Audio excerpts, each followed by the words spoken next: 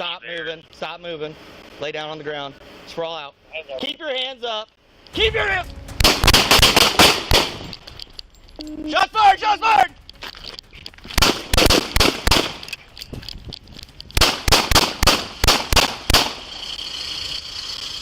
Moments before he opened fire, the man realized that his girlfriend had somehow escaped from his claws. Some blood in the car, and 3 windows are shot out, as well as a bullet hole through the windshield. Sounds like the victim is in the hospital and was shot in the arm.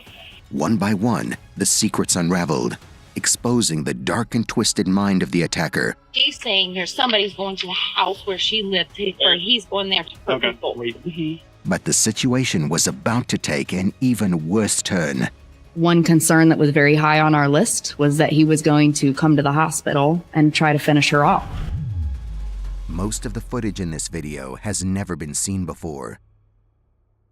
On July 8, 2018, a 911 call came into the Marion, Ohio Police Department from a neighbor who was extremely terrified by what he had just witnessed. 911, where's your emergency? Yeah, there's a shooting on Bain Avenue. What's the address? It's, he's got a gun, he's shooting everybody. Okay, On Bain Avenue, it's just down from High Street. Bain High?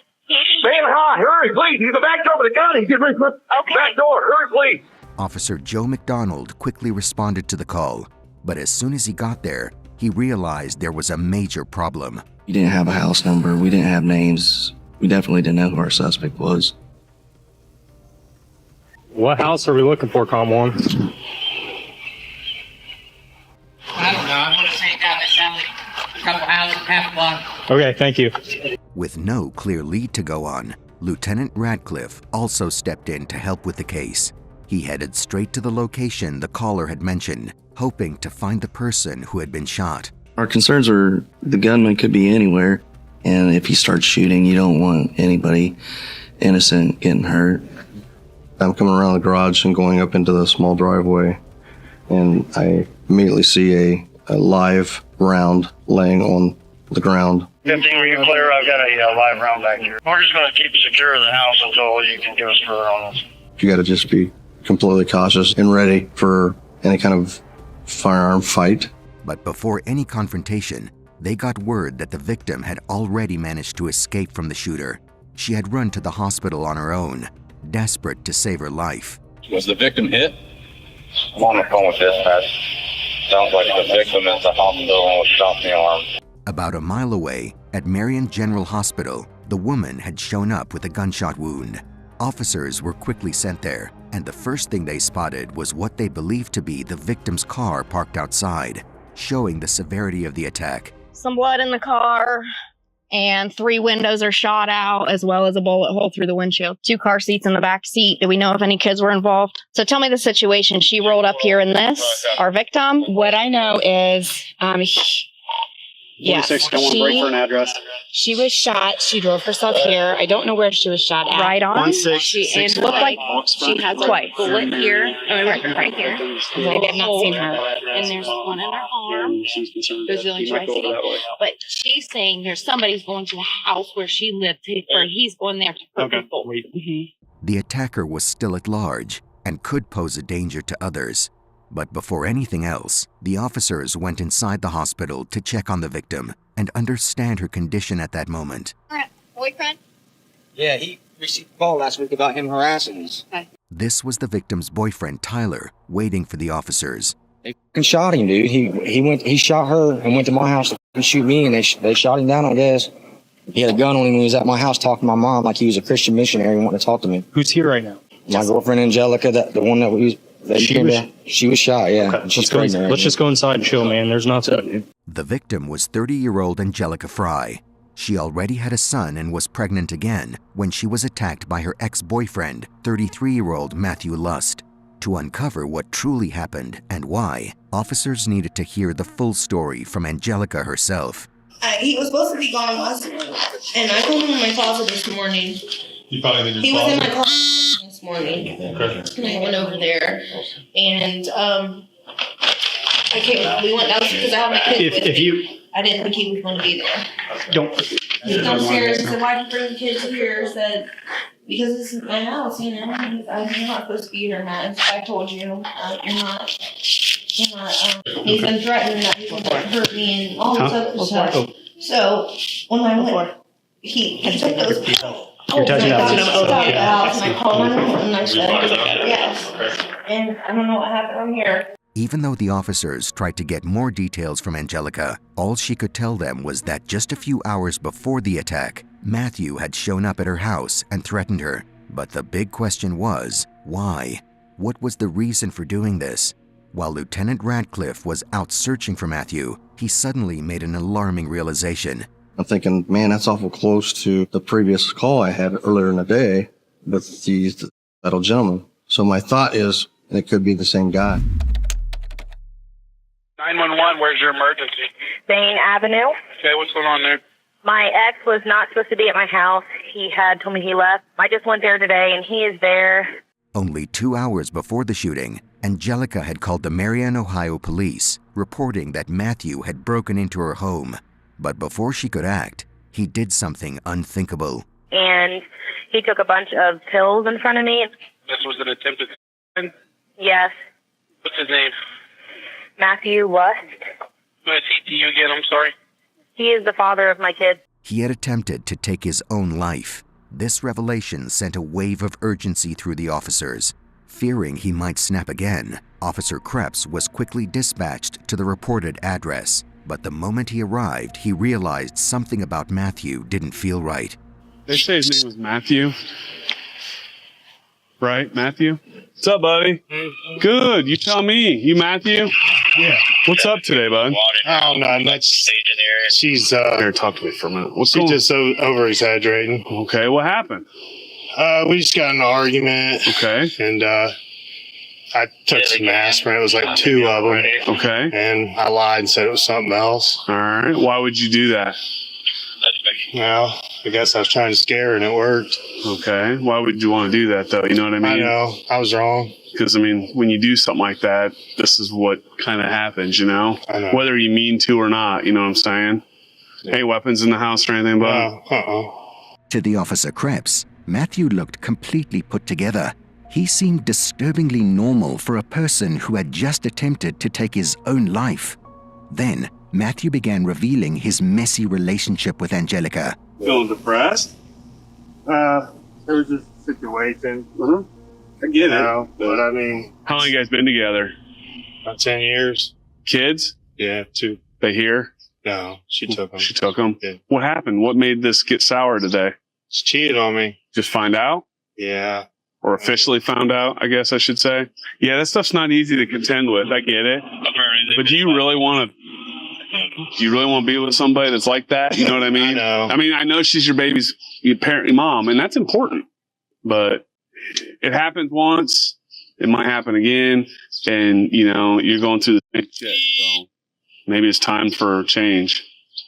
And it's not worth you getting in trouble or having to go through all this stuff again. You know what I'm saying? From what the officers had learned, Matthew's mental state began to deteriorate right after the couple had ended their years-long relationship, triggering a complete emotional collapse. Concerned for his safety, the officers suggested that he seek help, completely unaware that this would mark the beginning of everything that would go wrong. You gotta understand something. When you do something like this, there's repercussions. Okay, I'm not charging you criminally. That's not what I'm getting at. But you're gonna have to go out to the hospital and talk to a counselor. I don't have a choice. Today? Yep. Officer Krebs took Matthew to Ohio Marion General Hospital for his counseling session after he agreed to the officer's request. But just when officers thought the situation was under control, it took a turn for the worse. Matthew fled from the hospital, and that's when the real horror began. Within hours, the consequences of his escape came crashing down as officers realized that he hadn't run without purpose. He had escaped with a deadly motive. One concern that was very high on our list was that he was going to come to the hospital and try to finish her off. With this terrifying thought, officers scrambled to secure the hospital, locking down every possible way in or out. However, Matthew never showed up. It set off alarms among the officers, suspecting Angelica wasn't the only one in danger. Someone else might be his next target. We were able to gather information that she was dating another man, and she felt that he maybe going to try to kill him next. By then, officers had realized that Tyler had already left the hospital, unaware of the danger quietly closing in on him. Acting quickly, officers dispatched a search team to locate Matthew. Meanwhile, another officer was sent out to interrogate Tyler's parents to uncover the dynamics shared between the two men. So you did have a chance to talk to your son. What did he say?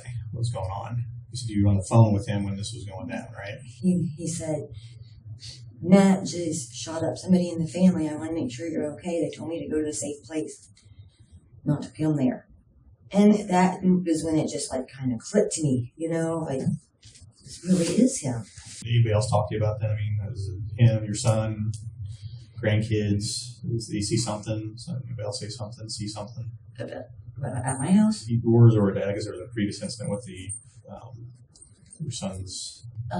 Yeah, I know she was scared of that. Okay. She did call a couple nights ago and said, Matt's been driving by there to see if he can find you. How'd she know that? He told her, I guess. Okay. Because he was staying at his dad's for a while when he first got out of the hospital. Out in the county, and they made records to the sheriff's department about his threats. Matt's threats? Yes. Okay. So, but I think he just tells Angelica, letting her know, this is what I'm going to do.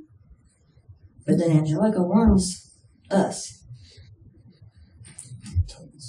Tyler. According to Tyler's mother, Tyler and Angelica had begun living separately after Matthew's threat. But what led to Angelica's shooting still remained a mystery. However, one thing remained clear. Matthew was too dangerous to remain free. Catching him wasn't a choice. It was the only option left. Meanwhile, Officer McDonald discovered a crucial lead on Matthew's whereabouts. I spoke with dispatch and I actually got the boyfriend's phone number. I explained to him the situation and told him to go to the hospital because that'd be the safest place for him because there was already officers there. Driving there, I was nervous. I knew if I encountered him, there would more than likely be a shootout. To his worst fears, Matthew was sitting outside Tyler's house, ready to strike the moment he showed up. To defuse the situation, Officer McDonald stepped out of his car to confront him. But what followed next would haunt the officer for years to come. Hey, sir.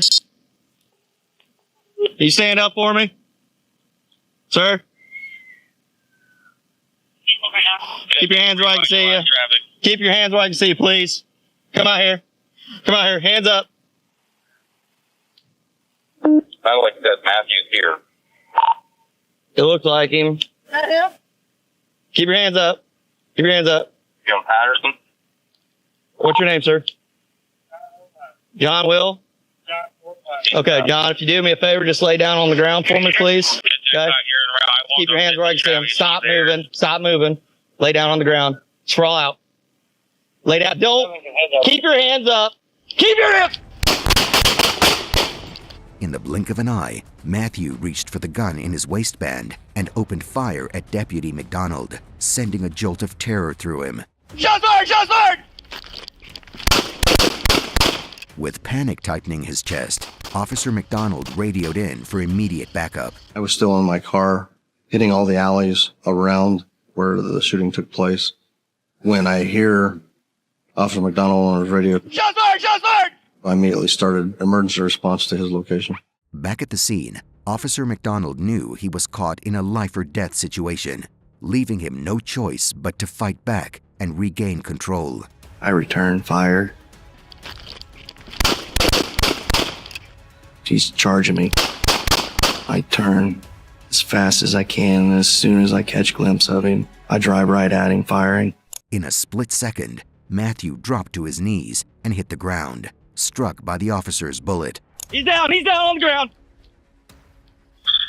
Keep your hands where I can see him. Don't fucking move. I move in, I kick the gun away. I nudge him with my foot to see if the fight's out of him. With Matthew down, Officer McDonald cuffed him and called for an ambulance. Send a squad. He's down.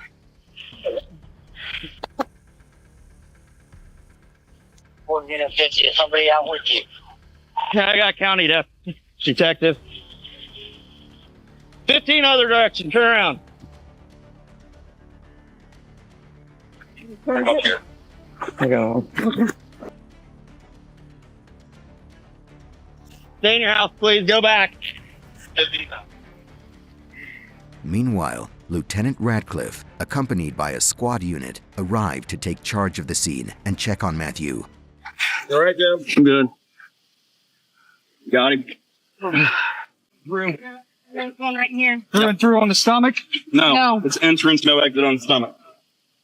While the other deputies cleared the scene, Lieutenant Radcliffe stayed with Officer McDonald, offering him support after the traumatic encounter.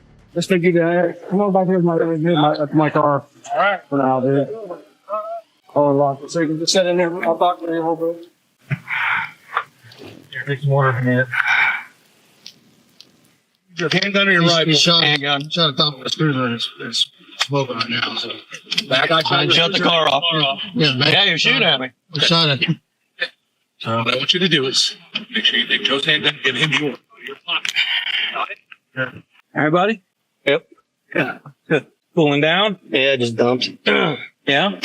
With Officer McDonald visibly shaken, Lieutenant Radcliffe drove him back to the station. My job is now I'm going to take him back to the station and keep him away from everybody, just let him kind of relax. After everything was over, Officer McDonald was also charged because it wasn't just Matthew who opened fire. Shots were exchanged from both sides.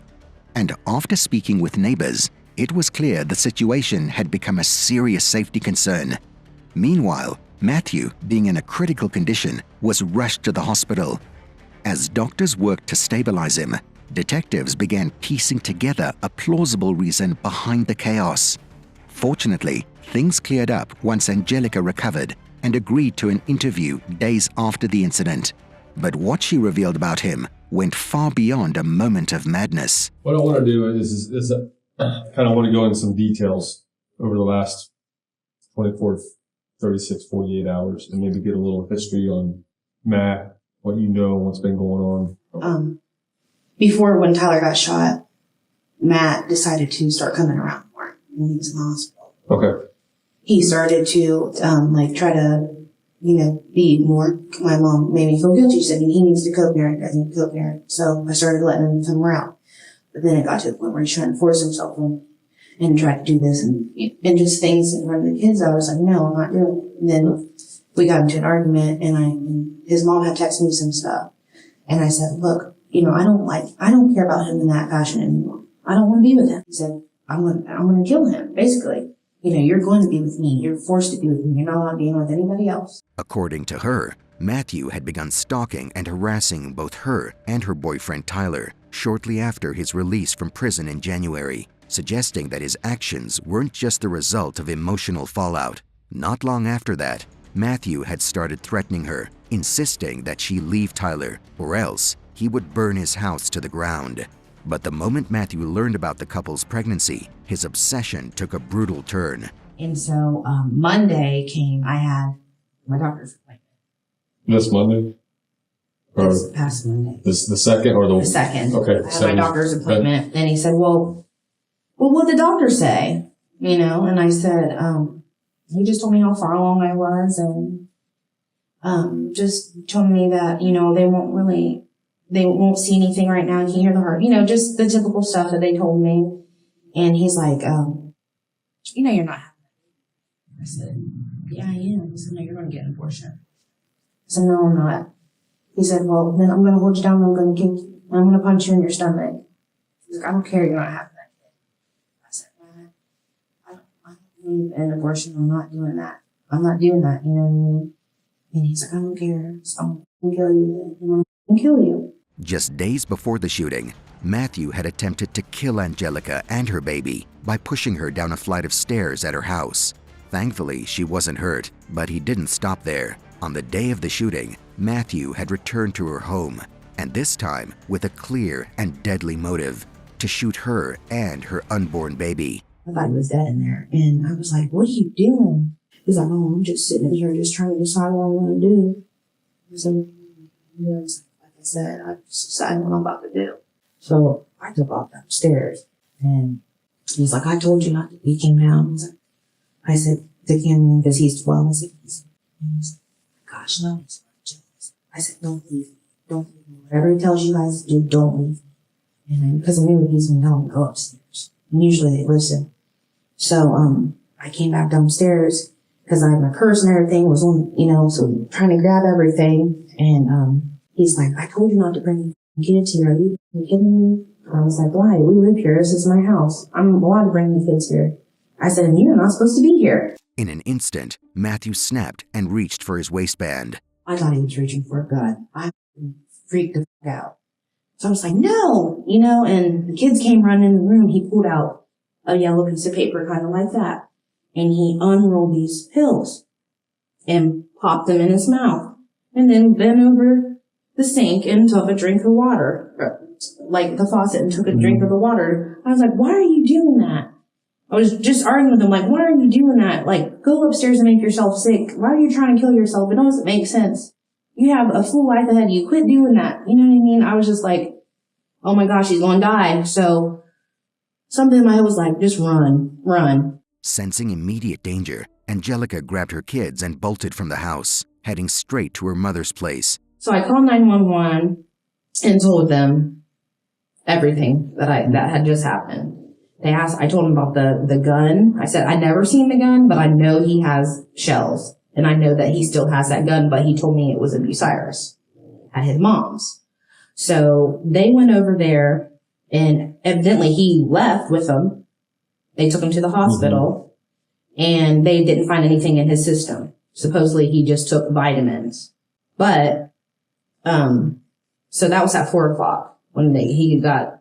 And then, like you guys figured out, 4:21 is when he called me at my mom's house. Soon, Angelica realized nothing had truly settled. Matthew was back on the phone, demanding she return everything he had ever left at her place. Left with little choice, she gathered his belongings and drove them straight to his house. What followed next was nothing short of a nightmare. I put it all in a bag and set it on the counter. And I told Ron, I said, he can't say that there's anything in the car. So that's an excuse that he'll make. So, next thing I know, Ron goes in and, I sat back where I could see the back of where my car was.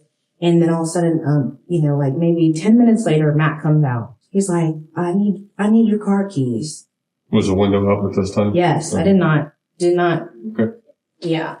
I said, for what? What do you need my car keys for? I took everything out and put it on the table for you. It's in there, on the countertop in there for you.